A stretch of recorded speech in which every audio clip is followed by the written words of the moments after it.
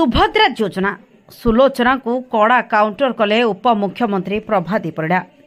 स्थानीय गांधी मार्ग में शनिवार दिन सुभद्रा सचेतनता रथ उद्घाटन होईछि। मुख्यमंत्री मोहन चरण माझी एहार शुभ उद्घाटन करिसेंति। एही समय उपमुख्यमंत्री प्रभाती परिडा सामिल होई कहिथिले शेष हिताधिकारी पर्यंत सुभद्रा पंजीकरण चलिबो। धैर्य रखंतु, खूब शीघ्र सुभद्रा योजना समस्तक पाखरे पहुंचबो। एहार कौनसी सीमा नाही, शेष हिताधिकारी जाए पंजीकरण चलिबो। एथिपाई गहଳି न करी अपेक्षा करंतु बोली उपमुख्यमंत्री निवेदन करिसेंति। उपमुख्यमंत्री कहिसेंति प्रधानमंत्री नरेंद्र मोदींकर ग्यारंटी एवं आम मुख्यमंत्री मोहन चरण माझींको नेतृत्व में राज्यर 1 कोटी ऊर्ध्व महिला को सुभद्रा योजना रे सामिल करबा पई सरकार प्रतिश्रुतिबद्ध होइछन्ते। आपण माने राति अनिद्रा न होई गहଳି न करी अपेक्षा करंतु। सुभद्रा सचेतनता रथ आसंता 16 तारिख जाए बुली सचेतनता सृष्टि करिबो।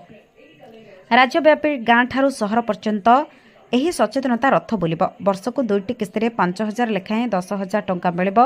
यह 5 वर्ष रे 50,000 टंका प्रत्येक हिताधिकारी मानकु प्रदान कराजिबो बोले उपमुख्यमंत्री कहिसेंति। तेबे एही कार्यक्रम को नै मेयर जे कि सुलोचना दास कड़ा टिप्पणी दैछन्ति। श्रीमती दास राज्य सरकार को समालोचना करी कहिसेंति 5,000 टंका रे महिला आत्मनिर्भरशील हेबा संभव नुहे। Bureau report, public talk.